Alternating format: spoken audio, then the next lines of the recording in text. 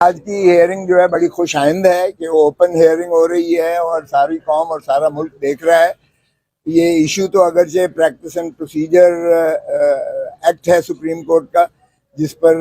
بحث و تمیز ہو رہی ہے، اور یہ دوسری نشست ہے. پہلے بھی جو ہے ماشاءاللہ 15 جج صاحبان نے فل کورٹ نے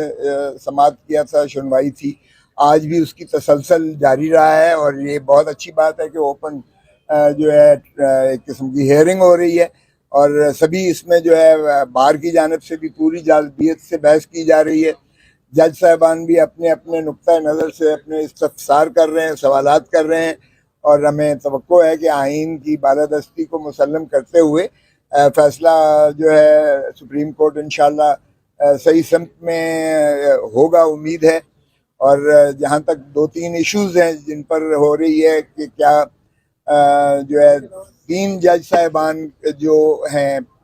سینئر موسٹ چیف جسٹس اور 2 جج صاحبان روسٹر کو جو ہے متعین کریں، یا جیسے کہ پہلے تھا کہ چیف جسٹس صاحب ہی بینچ بناتے تھے اور انہی کا اختیار تھا. تو اس میں بار کو تو میرے خیال میں کوئی ایسا وہ نہیں ہے کہ چیف جسٹس صاحب کریں، یونیفائڈ کمانڈ ہو، شامل ہو. بار کا سچی بات ہے کہ ہمارا اس میں کوئی ایسا مسئلہ نہیں ہے، بھلے 3 جج صاحبان کریں یا چیف جسٹس صاحب کریں. یہ اتنا زیادہ متنازع بات نہیں ہے. اگرچہ 1980 سے جو رولز تھے وہ بھی آرٹیکل 191 کے تحت ہی بنائے گئے، جن میں چیف جسٹس کو باقی سارے جج صاحبان نے بیٹھ کے ایک جو ہے رولز بنائے تھے، اور یہ بھی آئینی اختیارات کو استعمال کرتے ہوئے تمام جج صاحبان نے اس کو بنایا تھا. اور مناسب تو یہ ہوتا ہے کہ پھر ساری کورٹ، سارے جج صاحبان دوبارہ بیٹھ کر اگر اس میں کوئی ترمیم کرنا مقصود تھی تو کرتے. لیکن بہرکیف چونکہ پچھلی حکومت نے 2023 کا جو ہے پریکٹس اینڈ پروسیجر جو ہے ایکٹ سپریم کورٹ کا پاس کیا، اس پر ہو رہی ہے. دوسری بڑی بات جو ہے وہ یہ ہے کہ کیا جو آرٹیکل 184(3) میں جو ترمیم کی اپیل کا حق رکھا گیا ہے، کیونکہ وہ براہ راست سپریم کورٹ لیتی ہے جو آئین کے تحت ہے. اب اس میں ڈیبیٹ یہ واقعی ایک سنجیدہ مسئلہ ہے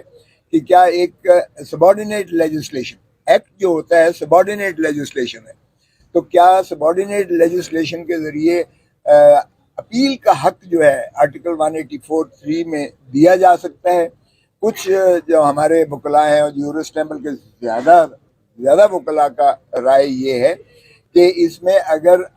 ہونے چاہیے، حق اپیل کا ہونا چاہیے، یعنی یہ اس پر کنسنسس ہے ہمارا وکیلوں کا کہ اس میں ہونا چاہیے، کیونکہ ایک حق جو ہے اپیل کا ہر قانون کے تحت وہ جو ہے فیڈرل شریعت کورٹ نے بھی کہا کہ اپیل کا حق ہونا چاہیے. لیکن کیا سوال یہ پیدا ہوتا ہے کہ کیا آرٹیکل 184(3) میں آرٹیکل 184(4) ایک شک رکھی جاتی جس میں آئین میں ترمیم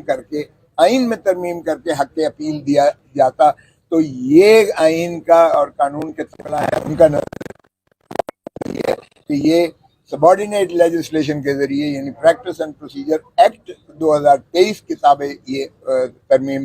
ممکن نہیں ہے، کیونکہ یہ 3 ان کو افیکٹ کرتا ہے. آرٹیکل 188 کو ہٹ کرتا ہے، آرٹیکل 184 کو ہٹ کرتا ہے، اور آرٹیکل 185 کو ہٹ کر رہا ہے جس میں اپیل کا حق ہے. اور جب نیچے سے آتی ہے تو اپیل کا حق یا petition for special leave to appeal, جب اسپیشل لیو مل جاتی ہے تو وہ اپیل ہو جاتی ہے.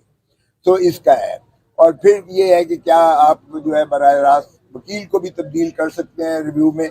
اور وکیل کو تبدیل کر کے کیا بینچ جو ہے وہ لارجر ہونا چاہیے یا نہیں ہونا چاہیے. تو اس میں کچھ لوگوں کا خیال یہ ہے کہ جب آپ 30 دنوں کے اندر آپ نے ریٹروسپیکٹیو رائٹ اپیل دے دیا، اپیل کا حق یعنی جو اس میں ایکٹ میں دیا گیا ہے وہ 30 دن کے اندر،